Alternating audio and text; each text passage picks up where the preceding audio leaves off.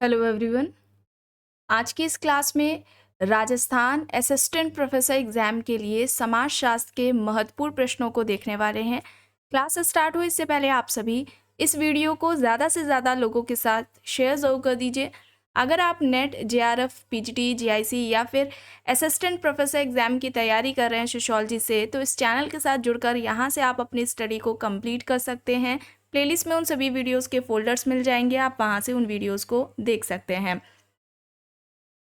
चलिए स्टार्ट करते हैं। फर्स्ट क्वेश्चन है, रेडफील्ड द्वारा बताई गई लोक समाज की अवधारणा इसका एक उदाहरण नहीं है। ऑप्शंस देख लेते हैं।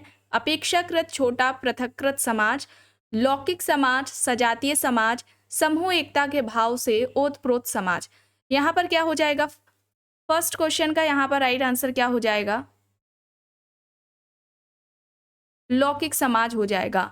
ऑप्शन बी यहाँ पर राइट आंसर हो जाएगा। ठीक है, लौकिक समाज हो जाएगा। रॉबर्ट रेडफील्ड ने मैक्सिको के टेपोजलान गांव पर अध्ययन किया था और वहां पर अध्ययन करने के पश्चात इन्होंने कुछ अवधारणाएं दी थी, जैसे कि लघु समुदाय की अवधारणा, लिटिल कम्युनिटी वाला कॉन्सेप्ट हो जाएगा, कृषक समाज की अवधारणा, लघु परंपरा एवं दीर्घ परंपरा की अवधारणा, लोक नगरीय सातत्य की अवधारणा, लोक संस्कृति की अवधारणा। ये जो सारे कॉन्सेप्ट हैं, और यहाँ ये जो लोक समाज वाला है, फोक सोसाइटी का जो कॉन्सेप्ट है, ये सभी कॉन्सेप्ट्स, ये सभी अवधारणाएं रॉबर्ट रेडफील्ड ने मैक्सिको के टेपोजलान गांव पर अध्ययन करने के बाद दी। लोक समाज की बात की जाए तो रॉबर्ट रेडफील्ड का कहना है कि ये दूर दूर होते हैं। ठीक है, इनमें जो लोग होते हैं वह अशिक्षित होते हैं, घनिष्ठ सामाजिक एकता इनमें पाई जाती है और नातेदारी की जो भावना होती है वो भी इनमें देखने को मिलती है। इसके अलावा रॉबर्ट रेडफील्ड की अगर कुछ इंपॉर्टेंट बुक्स की बात की जाए तो जैसे कि द लिटिल कम्युनिटी नाम से एक इनकी पुस्तक है, द लिटिल कम्युनिटी, और इस पुस्तक में रॉबर्ट रेडफील्ड ने लघु समुदाय की अवधारणा दी थी। ठीक है, लघु समुदाय की अवधारणा द लिटिल कम्युनिटी पुस्तक में दी। इसके अलावा peasant society and culture, peasant society and culture, इस पुस्तक में रॉबर्ट रेडफील्ड ने कृषक समाज की अवधारणा दी थी। चलिए आगे चलते हैं। प्रश्न है, सामुदायिक प्रतिमान एवं संघात्मक प्रतिमान की पदावली दी गई है। ऑप्शन है Ginsberg, DP Mukherjee, R Bierstedt, James Driver. यहाँ पर कौन सा सही हो जाएगा? ऑप्शन सामुदायिक प्रतिमान एवं संघात्मक प्रतिमान का जो कॉन्सेप्ट है वो किसका हो जाएगा? राइट आंसर यहाँ पर रॉबर्ट बियरस्टेट हो जाएगा। ऑप्शन सी यहाँ पर राइट होगा। रॉबर्ट बियरस्टेट की एक इंपॉर्टेंट बुक है जो कि अक्सर एग्जाम में पूछी जाती है, the social order. The social order के नाम से बियरस्टेट की बुक है, इंपॉर्टेंट है, याद रखिएगा। 1970 में ये पुस्तक आती है। ठीक है, कब आती है? 1970 में ये पुस्तक आती है, द सोशल ऑर्डर। अब बियरस्टेट की बात की जाए तो इन्होंने सोशल नॉर्म्स यानी कि सामाजिक प्रतिमान के बारे में क्या कहा है? इनका कहना है कि ये जो सामाजिक प्रतिमान होते हैं ये कार्यों को करने का एक तरीका है। ठीक है, सामाजिक प्रतिमान कार्यों को करने का एक तरीका है और ये एक ऐसा तरीका है जिसे समाज के द्वारा मान्यता प्राप्त होती है।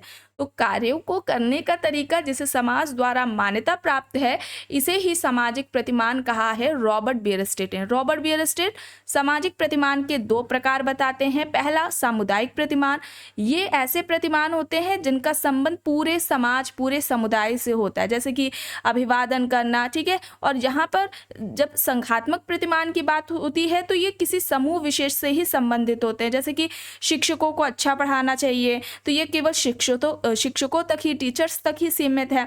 और रॉबर्ट बियरस्टेट ने यह बात याद रखेंगे, इन्होंने सामाजिक प्रतिमानों को 3 श्रेणियों में विभाजित किया था। ठीक है, पहला है जनरीतियां। ठीक है, पहला क्या हो जाएगा? जनरीतियां, दूसरा हो जाएगा रूढ़ियां और तीसरा हो जाएगा कानून। इन्होंने किसने किया है ये विभाजन 3 श्रेणियों में सामाजिक प्रतिमानों का? रॉबर्ट बियरस्टेट ने। चलिए आगे चलते हैं। प्रश्न है, डेनियल थार्नर स्वाधीनता के बाद कौन से कृषक वर्गों का उल्लेख करते हैं? मालिक किसान मजदूर, मालिक जमींदार मजदूर, जमींदार तालुकदार पाटीदार, जमींदार तालुकदार मजदूर। यहाँ पर सही क्या हो जाएगा? मालिक किसान मजदूर हो जाएगा। ऑप्शन ए यहाँ पर सही हो जाएगा। ठीक है, ऑप्शन ए यहाँ पर सही हो जाएगा। तमिलनाडु के कुंबापेटी पर इनका अध्ययन रहा है। ठीक है, कहाँ पर? कुंबापेटी, कुंबापेटी पर इनका अध्ययन रहा है, तमिलनाडु पर।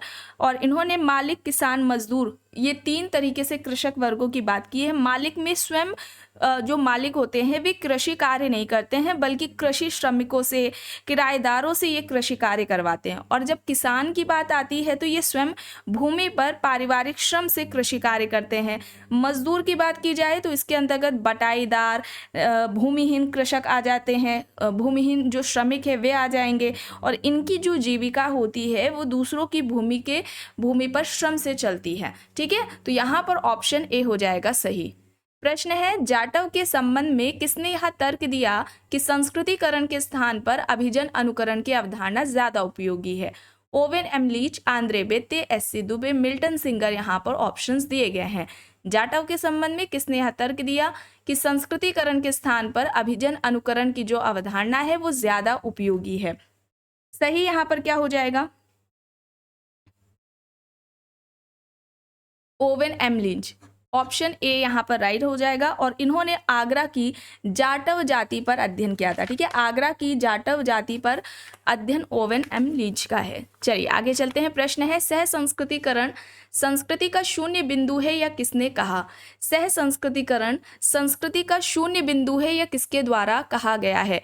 Ruth Benedict, Herskovits, Malinowski, Kluckhohn. सह संस्कृतिकरण संस्कृति का शून्य बिंदु है या किसके द्वारा कहा गया है?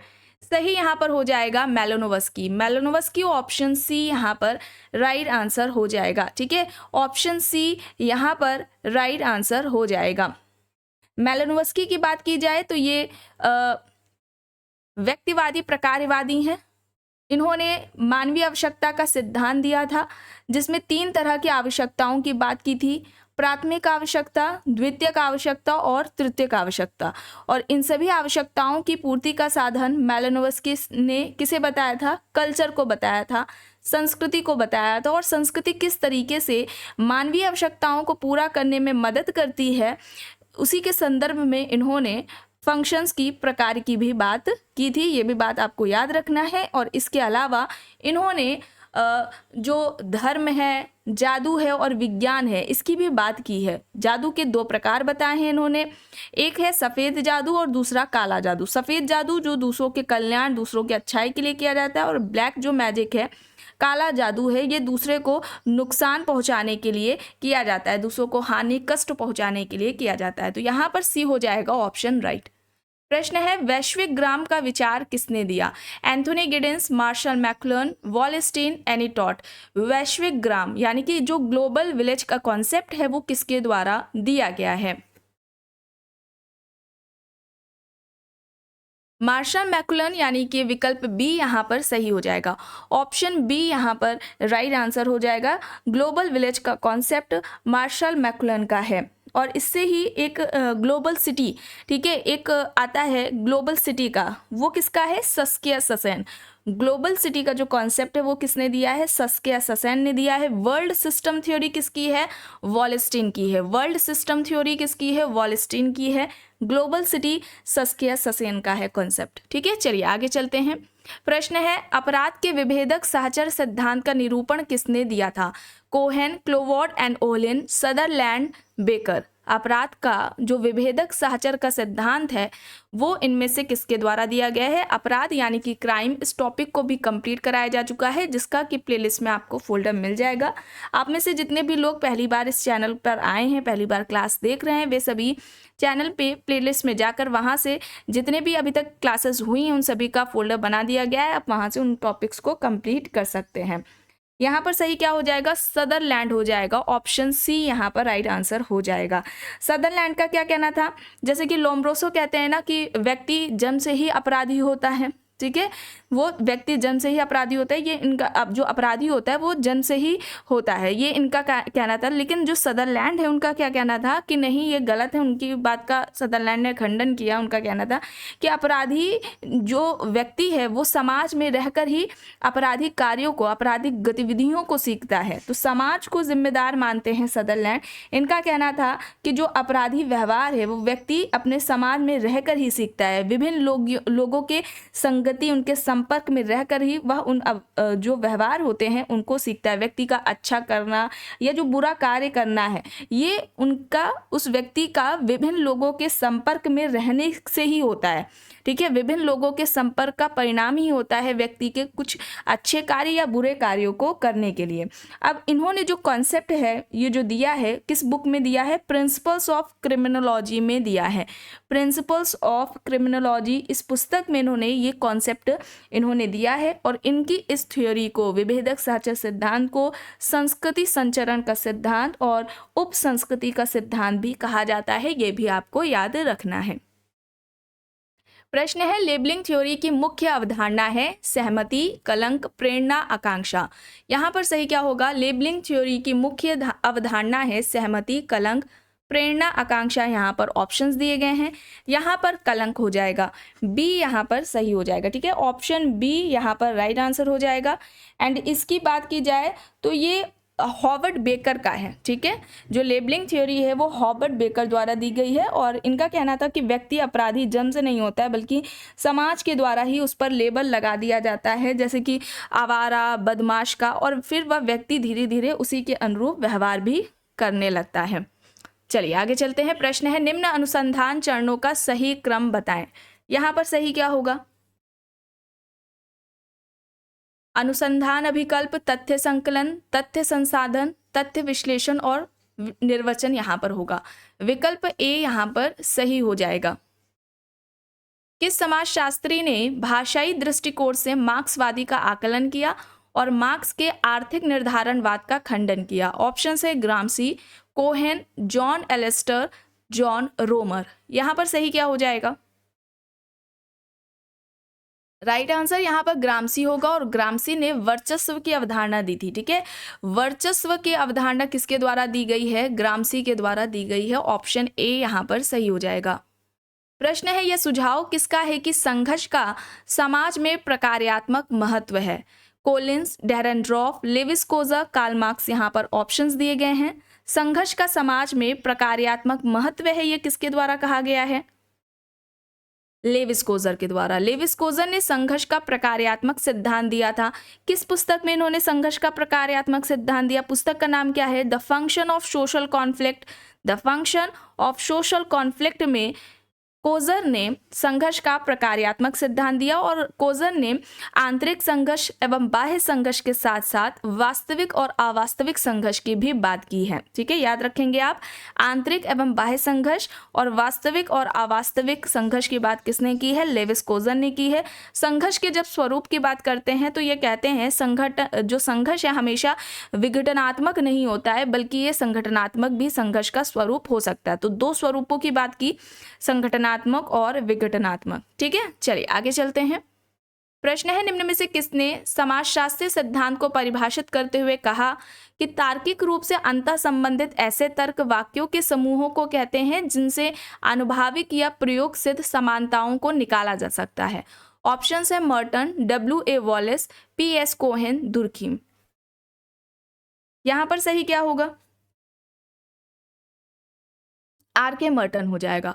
और R.K. मर्टन की जब बात आती है तो मिडिल रेंज थ्योरी इनकी है। मध्य अभिसीमा का जो सिद्धांत है वो मर्टन के द्वारा ही दिया गया है। इन्होंने फंक्शंस की बात की थी और एनोमी की जो बात है उन्होंने भी की है। ठीक है, होपी जनजाति पर इनका अध्ययन रहा है। ठीक है, जो होपी जनजाति है श्रीलंका की, उस पर इन्होंने अध्ययन किया है। इनकी अगर बुक्स की बात की जाए तो social theory and social structure हो जाएगा, social theory and social structure हो जाएगा। फिर इसके अलावा contemporary social problem and social, ये हो जाएगा कंटेम्परेरी सोशल प्रॉब्लम और सोशल स्ट्रक्चर, ये इनकी कुछ बुक्स हो जाएंगी। किसकी? मर्टन की। चलिए आगे चलते हैं। प्रश्न है, संस्कृति विचार, अनुभव करने एवं क्रिया करने की विधि है, इनके द्वारा परिभाषित है। ऑप्शंस दिए गए हैं मैकेवर, लेवी, हर्शकोविट्स, क्लूखॉन। संस्कृति विचार, अनुभव करने की क्रिया की विधि है, यह इनमें से किसके द्वारा इस तरीके से संस्कृति को परिभाषित किया गया है? कल्चर, इस टॉपिक को भी कंप्लीट कराया जा चुका है। मैकेवर, लेवी, हर्शकोविट्स, क्लूखॉन, यहाँ पर ऑप्शंस दिए गए हैं। सही यहाँ पर क्या हो जाएगा? क्लूखॉन हो जाएगा। डी यहाँ पर सही हो जाएगा। ठीक है, ऑप्शन डी यहाँ पर राइट आंसर हो जाएगा। मैकेवर की बात की जाए तो इन्होंने संस्कृति के बारे में क्या कहा है कि संस्कृति हमारे जीवन क्रमों चिंतन पद्धतियों, दैनिक संपर्कों, कला, साहित्य, धर्म, मनोरंजन की क्या है, अभिव्यक्ति है। इसके माध्यम से ये संस्कृति को इस तरीके से परिभाषित करते हैं और ये भी कहते हैं कि संस्कृति आंतरिक आवश्यकताओं को पूरा करती है और ये संस्कृति में अभौतिक पक्षों को शामिल करते हैं। ठीक है, इसके अलावा अगर हम हर्शकोविट्स की बात करें तो इनका क्या कहना था कि वे सभी भौतिक अभौतिक वस्तुएं जिनका निर्माण व्यक्ति ने किया है वो सभी संस्कृति के अंतर्गत आती हैं। संस्कृति पर्यावरण का मानव निर्मित भाग, इस तरीके से आपने देखा होगा एग्जाम्स में कई बार क्वेश्चंस पूछे जाते हैं। ये हर्शकोविट्स का कहना है। लोवी की अगर बात की जाए तो ये क्या कहते हैं संस्कृति के बारे में कि संस्कृति संपूर्ण सामाजिक परंपरा है। ठीक है, जो संपूर्ण सामाजिक परंपरा है वो ही क्या है, कल्चर है, संस्कृति है। चलिए आगे चलते हैं। प्रश्न है साक्षात्कार को किसने उद्देश्यपूर्ण वार्तालाप कहा है? Gardner, Goode and Hatt, Black and Champion, Bingham and Moore. साक्षात्कार को किसने उद्देश्यपूर्ण वार्तालाप कहा है? यहाँ पर सही क्या हो जाएगा? इंटरव्यू क्या है? आमने सामने की बातचीत है, वार्तालाप है जिसमें शोधकर्ता दूसरे व्यक्तियों से सूचनाएं इकट्ठा करता है, उसे ही इंटरव्यू कहा जाता है। और यहाँ पर क्या हो जाएगा? बिघम एंड मुरे हो जाएगा। बिघम एंड मुरे हो जाएगा। डी यहाँ पर सही हो जाएगा।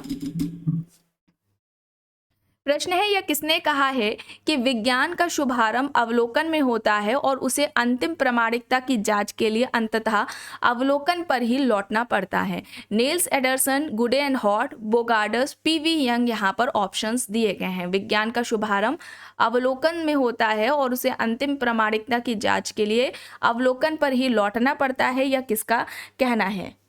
यहाँ पर सही क्या हो जाएगा? गुड एंड हॉट हो जाएगा। बी यहाँ पर सही हो जाएगा। ऑब्जर्वेशन की बात की जाए, अवलोकन की बात की जाए तो पीवी यंग का क्या कहना है इसके बारे में कि व्यवस्थित रूप से जो देखने की प्रक्रिया है उसे ही हम ऑब्जर्वेशन कहते हैं, अवलोकन कहते हैं। और अगर अवलोकन के ऑब्जर्वेशन के प्रकारों की बात की जाए तो 3 है। पहला हो जाएगा नियंत्रित अवलोकन। ठीक है, पहला क्या हो जाएगा? नियंत्रित अवलोकन हो जाएगा। दूसरा अनियंत्रित अवलोकन है। अनियंत्रित अवलोकन में सहभागी अवलोकन, अर्ध सहभागी अवलोकन और असहभागी अवलोकन आ जाएंगे। और जो तीसरा प्रकार है वो क्या हो जाएगा? सामूहिक अवलोकन हो जाएगा। ये 3 प्रकार हैं अवलोकन के। ठीक है, चलिए आगे चलते हैं। प्रश्न है किसने कहा है कि शब्द सामाजिक रूप से निर्मित होते हैं और सामाजिक रूप से ही समाज में अपना अस्तित्व रखते हैं? ऑप्शंस देख लेते हैं। Durkheim, Peter Berger, Goffman, Husserl. यहाँ पर ऑप्शंस दिए गए हैं। शब्द सामाजिक रूप से निर्मित होते हैं और सामाजिक रूप से ही समाज में अपना अस्तित्व रखते हैं, यह इनमें से किसके द्वारा कहा गया है? Peter Berger. पीटर बर्जर विकल्प यहाँ पर बी सही हो जाएगा। ठीक है, बी यहाँ पर राइट है। प्रश्न है किसने कहा है कि नव प्रकारवाद एक विकसित सिद्धांत की बजाय एक प्रवृत्ति है? ऑप्शंस में है अलेक्जेंडर और गैरस्टेन, कॉलोमी और गुल्ड, गुल्ड और गैरस्टेन, अलेक्जेंडर और कॉलोमी। यहाँ पर सही क्या हो जाएगा? राइट आंसर यहाँ पर ऑप्शन डी अलेक्जेंडर और कॉलोमी हो जाएगा। डी यहाँ पर सही हो जाएगा। ठीक है, ऑप्शन डी यहाँ पर राइट आंसर हो जाएगा। अलेक्जेंडर नव प्रकारवाद के जनक हैं। नव प्रकारवाद के जनक कौन है? अलेक्जेंडर हैं। और अलेक्जेंडर नव प्रकारवाद की बात की जाए तो इन्होंने अलेक्जेंडर ने क्या कहा था कि जो प्रकारवाद है, फंक्शनलिज्म है, उसमें जिन तत्वों की उपेक्षा की गई थी, उन्हें अनदेखा किया गया था, उसकी बात नव प्रकारवाद में की गई। अब किसकी किसकी उपेक्षा की गई थी? जैसे कि किसकी किसकी बात फंक्शनलिज्म में नहीं की गई? विचलन की बात नहीं देखने को मिली, सोशल चेंज की बात नहीं करता है, कॉन्फ्लिक्ट संघर्ष की बात नहीं करता है, विभेदीकरण की बात नहीं करता है, व्यक्ति को महत्व नहीं देता है। तो इन सभी को इन्होंने नव प्रकारवाद में स्थान दिया है। अगर हम अलेक्जेंडर की बुक्स की बात करें तो एक बुक है न्यू फंक्शनलिज्म के नाम से, न्यू फंक्शनलिज्म के नाम से इनकी बुक है। दूसरी क्या है? Theoretical logic in sociology, theoretical logic in sociology, ये एक पुस्तक हो जाएगी इनकी। इसके अलावा 20th लेक्चर हो जाएगी, 20th लेक्चर हो जाएगी। ये 3 पुस्तकें इंपॉर्टेंट है अलेक्जेंडर की। चलिए आगे चलते हैं। प्रश्न है नगरवाद एक जीने का तरीका है, किसने अवधारणा विकसित की है? लुईवर्थ, फिशर, ममफोर्ड, टॉयनबी। यहाँ पर ऑप्शंस दिए गए हैं। नगरवाद एक जीने का तरीका है, इनमें से किसने यह अवधारणा दी है? राइट आंसर यहाँ पर क्या हो जाएगा?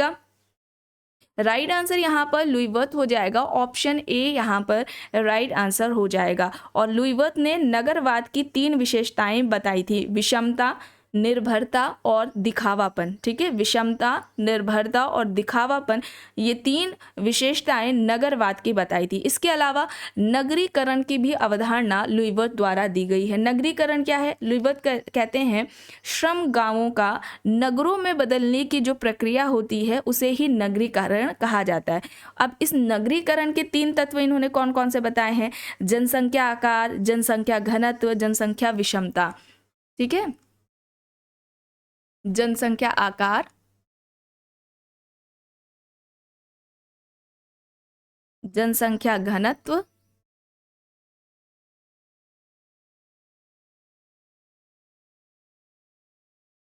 जनसंख्या विषमता। ये किसकी 3 तत्व या 3 विशेषताएं हैं? नगरीयकरण के हैं। ठीक है, लुईवर्थ ने बताए, एग्जाम में पूछे जाते हैं। और नगरवाद के 3 कौन से? विषमता, निर्भरता और दिखावापन। चलिए आगे चलते हैं। घेटों की भी अवधारणा लुईवर्थ द्वारा दी गई है। प्रश्न है, निम्न में से किसने कहा है कि सभी संस्कृतियां एक नियमित अनुक्रम से गुजरती हैं जो कि बसंत, ग्रीष्म, पतझड़ तथा शीत के अनुरूप हैं? टॉयनबी, चैपिन, स्पैंगलर, क्रोबर, यहाँ पर ऑप्शंस दिए गए हैं। इनमें से किसका कहना है कि सभी संस्कृतियां एक नियमित अनुक्रम से गुजरती हैं जो कि बसंत, ग्रीष्म, पतझड़ और शीत के अनुरूप हैं? यहाँ पर सही क्या हो जाएगा? स्पैंगलर हो जाएगा। स्पैंगलर, ऑप्शन सी यहाँ पर राइट आंसर हो जाएगा। स्पैंगलर ने सामाजिक परिवर्तन से संबंधित सिद्धांत दिया था। किस पुस्तक में इनका ये सिद्धांत है? The decline of the west है। और इन्होंने विश्व की 8 सभ्यताओं का अध्ययन किया था। ठीक है, कितनी? 8 सभ्यताओं का अध्ययन किया था स्पैंगलर ने। और इनका कहना था कि हर एक सभ्यता का पतन एक निश्चित सीमा के बाद हो जाता है और उसके स्थान पर दूसरी सभ्यता आ जाती है, उसका स्थान दूसरी सभ्यता ले लेती है। और इनका ये भी कहना था स्पैंगलर का कि जो पश्चिमी सभ्यता है वह अपने चरम सीमा को पार कर चुकी है और अब उसका पतन होना निश्चित है। ठीक है, तो यहाँ पर स्पैंगलर हो जाएंगे। और जो टॉयनबी हैं, इन्होंने भी सामाजिक परिवर्तन का सिद्धांत दिया था। इनका सिद्धांत चुनौती प्रत्युत्तर के सिद्धांत के नाम से जाना जाता है। और ये सामाजिक परिवर्तन का सिद्धांत टॉयनबी अपनी पुस्तक अ स्टडी ऑफ हिस्ट्री में देते हैं। अ स्टडी ऑफ हिस्ट्री में टॉयनबी सामाजिक परिवर्तन का चुनौती प्रत्युत्तर का सिद्धांत देते हैं। और ये कहते हैं कि जो चुनौतियां हैं ये 2 क्षेत्रों से हमें देखने को मिलती हैं, भौगोलिक क्षेत्र और सामाजिक क्षेत्र। और टॉयनबी ने 21 सभ्यताओं का अध्ययन किया था। चलिए आगे चलते हैं।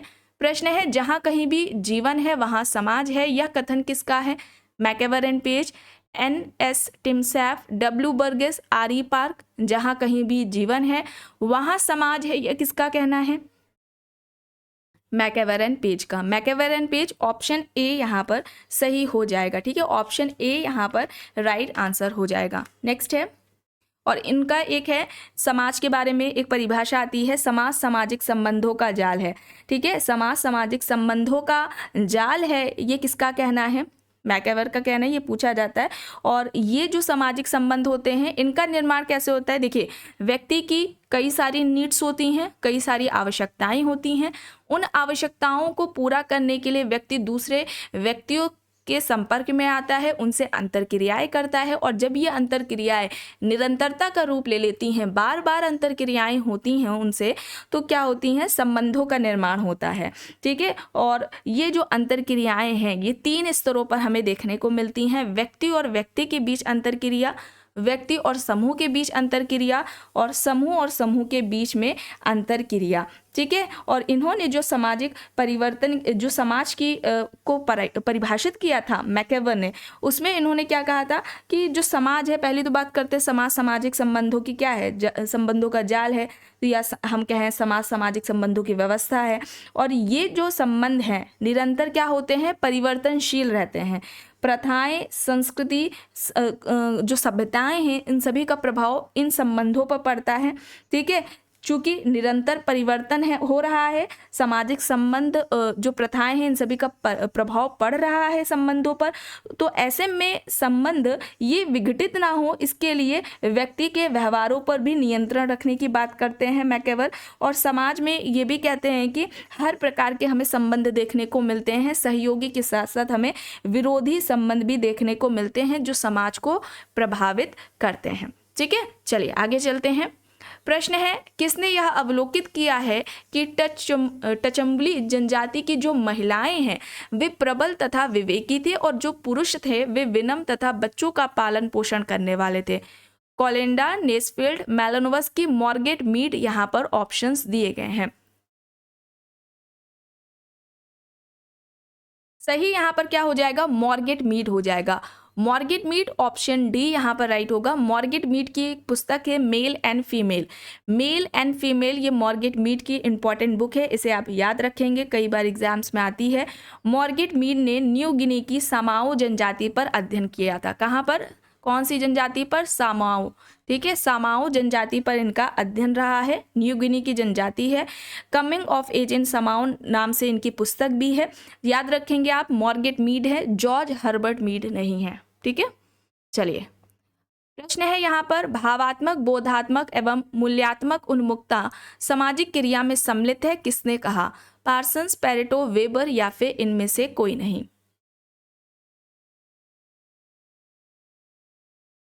राइट आंसर यहाँ पर क्या हो जाएगा? पार्सन्स हो जाएगा। पार्सन्स ने सामाजिक क्रिया का जो सिद्धांत है किस पुस्तक में दिया? The structure of social action. The structure of social action में पार्सन्स सामाजिक क्रिया का सिद्धांत देते हैं और इनका कहना था कि सामाजिक क्रिया जिसमें कि कर्ता, परिस्थिति और जो अभिप्रेरणाएं हैं ये एक दूसरे से अंतर संबंधित होती हैं। जब ये क्रियाओं में होंगी ये तीनों, उसे ही हम क्या कहेंगे? सामाजिक क्रिया कहेंगे। और ये तीन प्रकार बताते हैं सामाजिक क्रिया के। पहली तो अभिव्यंजक सामाजिक क्रिया है, दूसरा साधारण या नैमित्तिक सामाजिक क्रिया है और तीसरा नैतिक सामाजिक क्रिया है। ये तीन प्रकार पार्सन्स द्वारा बताए गए हैं, ये आपको याद रखना है। इसके अलावा वेबर ने भी सामाजिक क्रिया की बात की है। इन्होंने सोशल एक्शन को जब बात की थी तो जो सामाजिक क्रिया है उसे समाजशास्त्र की विषय वस्तु बताया था। अब यहाँ पर प्रश्न देखते हैं, सामाजिक क्रिया के निर्वचनात्मक बोध के बारे में किसने कहा है? ऑप्शंस में है पेरेटो, वेबर, पार्सन्स या फिर उपर्युक्त सभी। सामाजिक क्रिया के निर्वचनात्मक बोध के बारे में किसने बात की है? मैक्स वेबर ने। मैक्स वेबर ने समाजशास्त्र की जो विषय वस्तु है वो सोशल एक्शन, सामाजिक क्रिया को बताया था।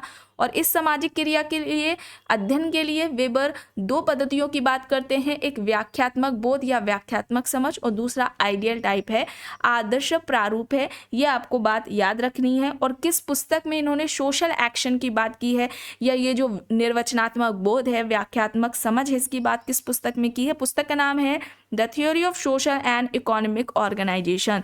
The theory of social and economic organisation है, इस पुस्तक में इन्होंने इसकी बात की है। नेक्स्ट है, प्रतिमानों को व्यवहार का जो ब्लूप्रिंट है वो किसके द्वारा कहा गया है?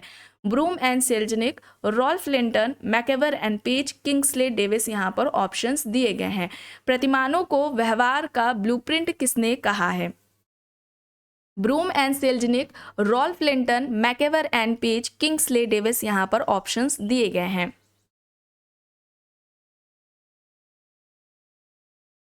राइट आंसर यहाँ पर हो जाएगा ब्रूम एंड सेल्जनिक। ठीक है, ब्रूम एंड सेल्जनिक है, ऑप्शन ए यहाँ पर राइट हो जाएगा। असंस्कृतिकरण की अवधारणा किसने दी है? M N Srinivas, Yogendra Singh, D N Majumdar या फिर टी एन मदान। असंस्कृतिकरण की अवधारणा राइट क्या हो जाएगा यहाँ पर? डी एन मजूमदार हो जाएगा। ठीक है, ऑप्शन सी यहाँ पर राइट हो जाएगा। जब कोई उच्च जाति अपने पारंपरिक शुद्ध आचरण का त्याग करके पाश्चात्य जीवन शैली को अपना लेती है तो उसे असंस्कृतिकरण कहा जाता है। यहाँ पर सी हो जाएगा। प्रश्न है, यह किसने कहा है कि अपराध एक असामाजिक कार्य है? क्लीनॉट मार्शल, सदरलैंड, माउरेर, पॉल टप्पन यहाँ पर ऑप्शंस दिए गए हैं। अपराध एक असामाजिक कार्य है, यह किसका कहना है? क्लीनॉट मार्शल का। विकल्प यहाँ पर ए सही हो जाएगा। ठीक है, ऑप्शन ए यहाँ पर राइट है। प्रश्न है माध्यमिक संबोधन पद का प्रयोग सर्वप्रथम मानव शास्त्रीय साहित्य में किसने किया? GP Murdock, Lewis Morgan, Kathleen Gough, Tylor. माध्यमिक संबोधन पद का प्रयोग किसने किया है सबसे पहले? टाइलर द्वारा हुआ है। डी यहाँ पर राइट होगा। संस्कृति मनुष्य की कृति है तथा एक साधन है जिसके द्वारा वह लक्ष्यों की प्राप्ति करता है, किसका कथन है? Spencer, Robert Redfield, Tylor, Malinowski. यहाँ पर ऑप्शंस दिए गए हैं, सही क्या हो जाएगा? संस्कृति मनुष्य की कृति है तथा एक साधन है जिसके द्वारा वह लक्ष्यों की प्राप्ति करता है, या किसका कहना है? मेलानोव्स्की का। आपको बताया गया मेलानोव्स्की ने मानवीय आवश्यकता का सिद्धांत दिया था। 3 तरह की आवश्यकताएं बताई थी, प्राथमिक आवश्यकता, द्वितीयक आवश्यकता और तृतीयक आवश्यकता। इन सभी आवश्यकताओं की पूर्ति का साधन मेलानोव्स्की संस्कृति को बताते हैं। इन आवश्यकताओं की पूर्ति का जो साधन संस्कृति है, इसका निर्माण ही व्यक्ति ने किया है अपनी नीड्स को पूरा करने के लिए। और संस्कृति किस तरीके से मानवीय आवश्यकताओं को पूरा करने में जो योगदान देती है, उसी के संदर्भ में फंक्शन की भी बात की है मेलानोव्स्की ने। इन्हें व्यक्तिवादी प्रकारवादी बताया जाता है। प्रश्न है किसने कहा है कि परिस्थिति संस्थागत भूमिका है? ऑप्शंस देख लेते हैं। Robert King Merton, Kingsley Davis, Ralph Linton, Robert Bierstedt. Robert King Merton, Kingsley Davis, Ralph Linton, Robert Bierstedt. यहाँ पर ऑप्शंस हैं। परिस्थिति संस्थागत भूमिका है, यह किसका कहना है? राइट आंसर यहाँ पर रॉबर्ट बियरस्टेट हो जाएगा। डी यहाँ पर सही हो जाएगा। रॉबर्ट बियरस्टेट की बात की जाए तो इनकी पुस्तक का नाम क्या है? The social order. The social order 1970 में आती है ये बुक। और स्टेटस एंड रोल की बात की जाए, परिस्थिति एवं भूमिका की, तो इसकी सबसे पहली जो बात है व्यवस्थित तरीके से वो रॉल्फ लिंटन ने की है अपनी book the study of man में। इंपॉर्टेंट है, बुक किसकी है? रॉल्फ लिंटन की है, the study of man. Linton ने ही सबसे पहले परिस्थिति और भूमिका की बात की थी। ये भी आपको बात याद रखनी है, ठीक है। चलिए आगे चलते हैं।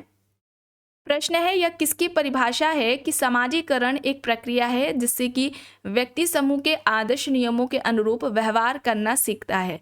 HM. Johnson, Green, Ogburn, Bogardus. यहाँ पर ऑप्शंस दिए गए हैं, सही क्या होगा यहाँ पर? राइट आंसर क्या हो जाएगा? और अगर यहाँ पर हम लोग देखें, लिंटन की बात करें, लिंटन ने किसे परिस्थिति को किस तरीके से परिभाषित किया है, तो लिंटन का जो कहना था, ध्यान रखें आप, इन्होंने सोशल सिस्टम के संदर्भ में स्टेटस की बात की है। सामाजिक व्यवस्था के अंतर्गत ये कहते हैं जब किसी व्यक्ति को किसी विशेष समय में कोई स्थान प्राप्त होता है, उसे ही हम स्टेटस कहते हैं, परिस्थिति कहते हैं। यानी कि सामाजिक व्यवस्था के अंतर्गत किसी व्यक्ति को किसी समय विशेष में जो स्थान पद मिल रहा है, वो क्या है?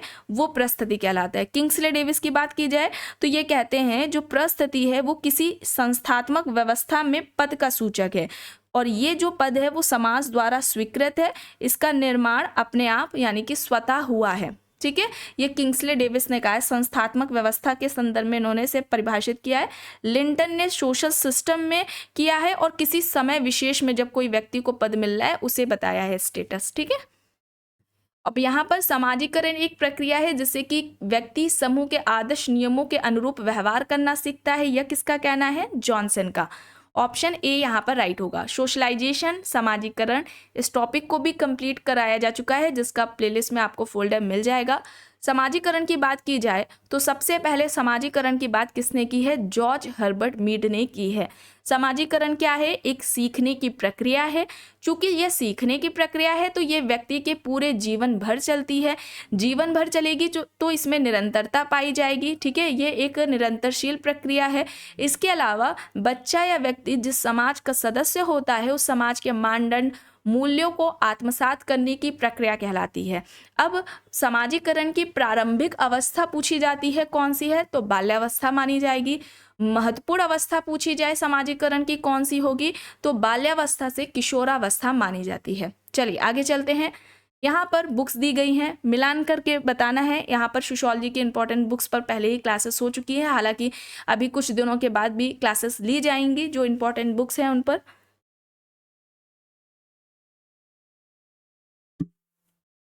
यहाँ पर जॉर्ज रिट्जर की बुक की बात की जाए तो कौन सी हो जाएगी?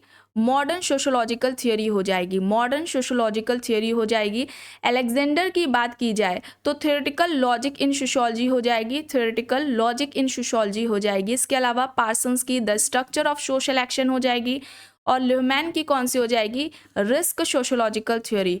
ऑप्शन सी यहाँ पर राइट होगा। नेक्स्ट है जियोलॉजी ऑफ पावर पुस्तक में किस विचारक ने उत्तर संरचनावादी उपागम का प्रयोग किया? सोसरे, सी एम पैरी, सी एल स्ट्रॉस, माइकल फूको। यहाँ पर क्या होगा, माइकल फूको होगा। ऑप्शन डी यहाँ पर राइट होगा। सोसरे की बात की जाए तो इन्होंने भाषाई संरचनावाद की बात की थी, भाषाई संरचनावाद की बात सोसरे ने की। स्ट्रॉस ने, लेव स्ट्रॉस ने संरचनावाद की बात की, और संरचनाकरण की बात की जाए तो गेडेंस ने की है। ठीक है। प्रश्न है पुस्तक से संबंधित, the social construction of reality नामक पुस्तक किसने लिखी? Ruth Benedict, Reynold Benedict, Peter L Berger और रेनॉल्ड बेनेडिक्ट, रूथ बेनेडिक्ट और पीटर एल्बर्जर और Thomas Luckmann. The social construction of reality, NET के पेपर में कई बार ये बुक पूछी गई है। पीटर एल्बर्जर, थॉमस लकमैन हो जाएगा, डी यहाँ पर सही हो जाएगा। प्रश्न है निम्न में से कौन सी कृति अल्थ्यूजर से संबंधित नहीं है? Theory and practice, for Marx, reading capital, Lenin and philosophy and other essays. Althusser से संबंधित नहीं है ये पूछा जा रहा है, और यहाँ पर सही हो जाएगा theory and practice. Option A यहाँ पर राइट आंसर हो जाएगा, थ्योरी एंड प्रैक्टिस हो जाएगा। थ्योरी एंड प्रैक्टिस की बात की जाए तो ये जो इनकी पुस्तक है अल्थ्यूजर की, जो अल्थ्यूजर हैं ये नव मार्क्सवादी के अंतर्गत आते हैं, और इसके अलावा अल्थ्यूजर को अति निर्धारणवादी भी कहा जाता है। ये भी आप बात याद रखेंगे, अति निर्धारणवादी इन्हें कहा जाता है। प्रश्न है जेफरी अलेक्जेंडर की मुख्य कृतियां हैं, अब इनमें से बताना है कौन सी है। न्यू फंक्शनलिज्म है, थ्योरेटिकल लॉजिक इन सोशियोलॉजी है, न्यू फंक्शनलिज्म एंड बियॉन्ड है, द डिफिनेशंस ऑफ सोसाइटी है। यहाँ पर जेफरी अलेक्जेंडर से संबंधित कौन सी पुस्तकें हो जाएंगी? ए, बी एंड सी हो जाएगी। ऑप्शन यहाँ पर सी राइट आंसर हो जाएगा। प्रश्न है जीएस घुरिये की कृतियां कौन सी हैं? कौन कौन सी हो जाएंगी जीएस घुरिये की बुक?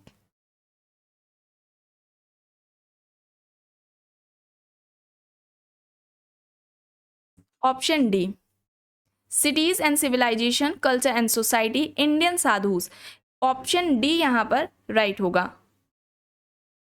प्रश्न है विमेन इन मॉडर्न इंडिया पुस्तक के रचयिता कौन है? नीरा देसाई, बीना अग्रवाल, नीता कुमार, जूलियट मिशेल। यहाँ पर ऑप्शंस दिए गए हैं, सही क्या हो जाएगा? राइट आंसर यहाँ क्या हो जाएगा? नीरा देसाई, ए यहाँ पर सही होगा। Writing caste, writing gender and narrating Dalit women's testimonies किसकी लेखिका है? मतलब इस पुस्तक की जो लेखिका है वो बताना है कौन है। वंदना शिवा, शर्मिला रेगे, कुमकुम सेनगारी, उमा चक्रवर्ती। यहाँ पर सही क्या होगा? शर्मिला रेगे होगा, बी यहाँ पर सही होगा। विलेज, इंडियन विलेज, ठीक है। इंडियन विलेज किसकी पुस्तक है? S C. Dube, M N. Srinivas, Irawati Karve, D N. Majumdar. Indian village किसकी है? एस.सी. दुबे की, श्यामाचरण दुबे की है। अब ध्यान रखना है आपको, श्यामाचरण दुबे ने ये जो पुस्तक लिखी थी शामीरपेट गांव पर अध्ययन करके लिखी। शामीरपेट गांव पर अध्ययन करके इन्होंने इंडियन विलेज इस पुस्तक को लिखा था। इसके अलावा एस.सी. दुबे की कौन कौन सी बुक्स हो जाएंगी? द कमार। द कमार कब आती है? 1954 में आती है। द कमार नाम से पुस्तक है इनकी, एस.सी. दुबे की, 1954 में आती है। फिर इंडियाज चेंजिंग विलेजेस जो कि 1958 में आती है, इंडियाज चेंजिंग विलेजेस। फिर उसके अलावा इंडियन सोसाइटीज करके इनकी पुस्तक है जो 1992 में आती है। ये कुछ इंपॉर्टेंट बुक्स हैं एस.सी. दुबे की, इन्हें आपको याद रखना है। कमार जनजाति पर भी इनका अध्ययन रहा है। इसके अलावा बहुल परंपरा पर भी इनकी अवधारणा रही है। प्रभु व्यक्ति की अवधारणा भी एस.सी. दुबे ने दी है। यहाँ पर प्रश्न है इनमें से कौन सी आंद्रे बेती की कृति नहीं है? कौन सी हो जाएगी? Caste and race in India हो जाएगी, caste and race in India, option D यहाँ पर राइट हो जाएगा। और ये बुक किसकी है, जीएस गुरिये की है, 1932 में ये आती है। Caste and race in India 1932 में आती है, जीएस गुरिये की बुक है। जीएस गुरिये की और भी बुक्स हैं जैसे कि caste class and occupation, caste class and occupation. इस पुस्तक में जीएस गुरिये ने कास्ट सिस्टम की, जातीय व्यवस्था की सबसे पहले व्यवस्थित तरीके से जो वर्णन है गुरिये ने अपनी इसी पुस्तक में किया था। और जाति व्यवस्था से संबंधित 6 विशेषताएं भी गुरिये ने बताई थी। उन विशेषताओं में से जो अंतर्विवाह है, अंतर्विवाह को जाति व्यवस्था की रीढ़ की हड्डी बताया था। और इनका कहना था कि जब तक हम अंतर्विवाह को खत्म नहीं करेंगे तब तक जाति विवाह खत्म नहीं हो सकता। जाति विवाह को अगर हमें खत्म करना है तो अंतरजाति विवाह होने की बात इन्होंने की थी कि जैसे जैसे अंतरजाति विवाह जब बढ़ेगा जाति व्यवस्था को हम उसके माध्यम से खत्म कर सकते हैं। ये विचार जीएस गुरिये के हैं, आपको ध्यान में रखना है, इससे संबंधित प्रश्न पूछे जाते हैं। इसके अलावा द शेड्यूल्ड ट्राइब करके इनकी पुस्तक है, द शेड्यूल्ड ट्राइब है। फिर इसके अलावा culture and society, culture and society ये भी इनकी बुक है। फैमिली एंड किन इन इंडो यूरोपियन कल्चर ये भी गुरिये की बुक है। फैमिली एंड किन इन इंडो यूरोपियन कल्चर ये भी जीएस गुरिये की बुक है। चलिए आगे चलते हैं। प्रश्न है development planning and structure inequality the response of the underprivileged के रचयिता कौन है? Victor S D'Souza, MSA. Rao, MN. Srinivas, KS. Nair. यहाँ पर सही क्या हो जाएगा? विक्टर एस डिसूजा हो जाएगा। ऑप्शन ए यहाँ पर राइट होगा। प्रश्न है the history of human marriage पुस्तक के लेखक कौन है? Malinowski, Westermarck, Kingsley Davis, George Simmel. The history of human marriage किसकी हो जाएगी? वेस्टरमार्क की हो जाएगी। वेस्टरमार्क ने बुक दी थी और वेस्टरमार्क ने परिवार की उत्पत्ति का एक विवाही सिद्धांत दिया था। नेक्स्ट है निम्न में से किसने परिवार के कार्यों के वैयक्तिक पक्ष एवं सामाजिक पक्षों का वर्णन किया है? मैकेवर, Robert Bierstedt, Parsons, Kingsley Davis. यहाँ पर ऑप्शंस दिए गए हैं। परिवार के कार्यों में वैयक्तिक पक्ष और सामाजिक पक्षों का वर्णन रॉबर्ट बियरस्टेड ने किया है। बी यहाँ पर सही होगा। प्रश्न है इनमें से किसने परिवार निर्माण की 4 अवस्थाओं का वर्णन किया है? पूर्व वैवाहिक अवस्था, वैवाहिक अवस्था, संतानोत्पत्ति की अवस्था और परिपक्वता की अवस्था यहाँ पर दिया गया है। ऑप्शंस में है MacIver, Kingsley Davis, David Cooper, William Goode. यहाँ पर ऑप्शंस दिए गए हैं। राइट आंसर क्या हो जाएगा? राइट आंसर यहाँ पर क्या हो जाएगा?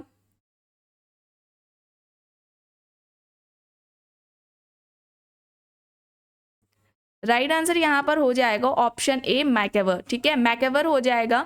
ऑप्शन ए यहाँ पर राइट हो जाएगा। डेविड कूपर की बात की जाए तो इन्होंने the death of the family book लिखी थी। The death of the family इनकी पुस्तक है जिसमें कि कूपर का कहना था कि परिवार एक निरर्थक संस्था है जो अपने सदस्यों की व्यक्तिगत पहचान बनाने से रोकती है। और इनका एक इस तरीके से भी प्रश्न पूछा जाता है कि किसने कहा कि शोषणकारी परिवार एक शोषणकारी समाज का निर्माण करता है? ये डेविड कूपर का ही कहना है कि एक शोषणकारी परिवार एक शोषणकारी समाज का निर्माण करता है। विलियम गुडे की बात की जाए परिवार से संबंधित इनकी एक पुस्तक है world revolution and the family. World revolution and the family एक इनकी पुस्तक है और भूमिका सौदेबाजी की अवधारणा भी विलियम गुडे द्वारा दी गई है। प्रश्न है निम्न में से किसने जाति व्यवस्था का वर्णन अपनी पुस्तक हिंदू सोसाइटी में किया? Iravati Karve, Murdock, मैकेवर, Auguste Comte. यहाँ पर ऑप्शंस दिए गए हैं। सही क्या होगा? जाति व्यवस्था का वर्णन अपनी पुस्तक हिंदू सोसाइटी में इनमें से किसने किया है? इरावती कार्वे ने किया है। इरावती कार्वे ऑप्शन ए यहाँ पर सही हो जाएगा। इन्होंने जाति व्यवस्था की 2 विशेषताएं बताई थी, आपको ध्यान रखनी है। अंतर्विवाह और परंपरागत व्यवसाय। जाति व्यवस्था की 2 मुख्य जो विशेषताएं हैं इरावती कार्वे ने अंतर्विवाह और परंपरागत व्यवसाय को बताया था और जाति को विस्तारित नातेदारी समूह भी कहा था। जाति एक विस्तारित नातेदारी समूह है, यह किसका कहना है? इरावती कार्वे का कहना है। ये भी आपको बात याद रखनी है। नेक्स्ट है भारत की प्रजातियां एवं संस्कृतियां नामक पुस्तक के लेखक कौन हैं? आर.सी. गुहा, डी.एन. मजूमदार, इरावती कार्वे, डी.पी. मुखर्जी। यहाँ पर ऑप्शंस दिए गए हैं। राइट आंसर यहाँ पर क्या हो जाएगा? DN Majumdar, DN Majumdar, option B यहाँ पर राइट आंसर हो जाएगा। अच्छा, मजूमदार ने भारत की जो मूल प्रजाति है वो किसे बताया था? प्रोटो ऑस्ट्रेलाइड या इंडो ऑस्ट्रेलाइड को। भारत की जो मूल प्रजाति है प्रोटो ऑस्ट्रेलाइड या इंडो ऑस्ट्रेलाइड को DN मजूमदार ने बताया है। ये भी इंपॉर्टेंट है, एग्जाम्स में पूछा जाता है। यहाँ पर बताना है कौन सा युग्म सही नहीं है, फील्ड वर्क से जुड़ा हुआ है। FG बेली, BC पाड़ा, William Rowe Senapur, McKim Marriott Kishangarhi, AM Shah Shamirpet. यहाँ पर सही क्या होगा? शामीरपेट पर किसका अध्ययन रहा है? SC दुबे का। किसका रहा है? SC दुबे का रहा है। डी यहाँ पर सही होगा। निम्न में से कौन सा युग्म सही नहीं है? साविवेकता दुर्खीम, प्रतिमान परिवर्त्य पार्सन्स, आत्मदर्पण दर्शन CH कूले, व्यक्तिवादी प्रकार्यवाद मर्टन। यहाँ पर क्या हो जाएगा? डी होगा। मेलोनोवस्की होना चाहिए यहाँ पर, है ना? मेलोनोवस्की होगा यहाँ। चलिए आगे चलते हैं। प्रश्न है कॉल मैनहीम का आइडियोलॉजी एंड यूटोपिया किस उपागम का प्रतिनिधित्व करता है? प्रकार्यवादी उपागम, मार्क्सवादी उपागम, प्रकार्यवादी एवं मार्क्सवादी उपागम या फिर वेबरवादी उपागम। यहाँ पर सही क्या होगा? आइडियोलॉजी एंड यूटोपिया किस उपागम का प्रतिनिधित्व करता है? प्रकार्यवादी एवं मार्क्सवादी, सी यहाँ पर सही है। एंड लास्ट क्वेश्चन है निम्न में से सही उत्तर अंकित कीजिए। संस्कृति से संदर्भित है कि संस्कृति इनमें से क्या होगा? व्यवहार की संगठित व्यवस्था है, अभिलिखित मानक एवं मूल्य है, परिवर्तित नहीं किया जा सकता, या फिर प्रशिक्षित प्रेक्षकों द्वारा विकसित है। संस्कृति क्या है? व्यवहार की संगठित व्यवस्था है। ए यहाँ पर सही हो जाएगा। ठीक है, ऑप्शन ए यहाँ पर राइट आंसर हो जाएगा। तो आज की क्लास में बस इतना ही। आई होप ये आपको पसंद आई होगी। अगर पसंद आई है तो प्लीज़ लाइक करिएगा एंड कमेंट करके ज़रूर बताइएगा। चैनल पर अगर आप नए हैं तो चैनल को भी ज़रूर सब्सक्राइब कर लीजिएगा एंड इस वीडियो को जितना हो सके ज़्यादा से ज़्यादा लोगों के साथ शेयर भी ज़रूर करिएगा।